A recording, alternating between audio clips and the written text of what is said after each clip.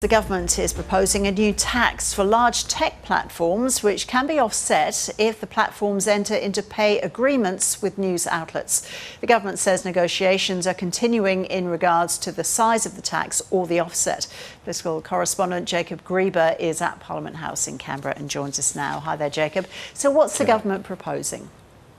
Well, Ros, recall that a few years ago, the former coalition government negotiated a series of agreements with social media giants that raised more than $200 million that went to companies that essentially pay for journalists and journalism. The problem is that Meta, the owner of Facebook, this year said that it would no longer be participating because its platforms were not carrying news stories. The government's been under pressure, the Albanese government's been under pressure to come up with a response because there are serious concerns about how to fund journalism in this country, particularly rural and regional outlets. Stephen Jones and Michelle Rowland, the two ministers responsible, have come up with a solution. They've called it akin to wrestling with four-dimensional chess.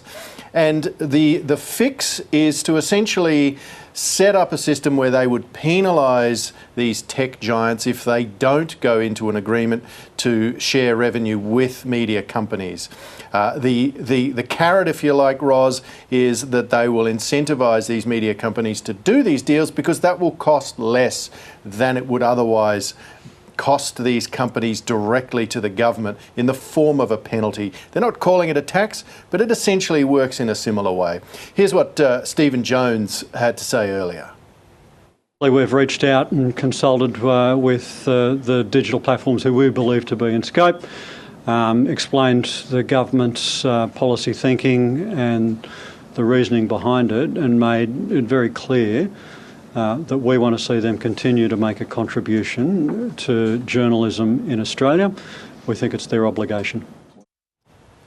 So there are still many details to be worked out, including how much Stephen Jones and the government hopes to essentially force these companies to pay to media organisations. It will apply, we know, to the biggest tech giants, groups like Google, like Meta, and potentially also to, and I should say TikTok as well, and potentially also to Microsoft, Ros. So what's been the reaction so far, Jacob?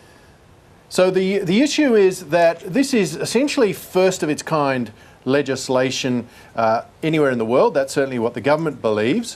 One concern will be whether this sets a sort of global precedent. So some of these companies might consider withdrawing from Australia altogether. That would be a pretty dramatic result, and it's one the government hopes will not come to pass. We know, for instance, from TikTok, they've already come out today and said they do not carry a lot of news or any news on their platform, which is implying that they shouldn't be captured by this scheme.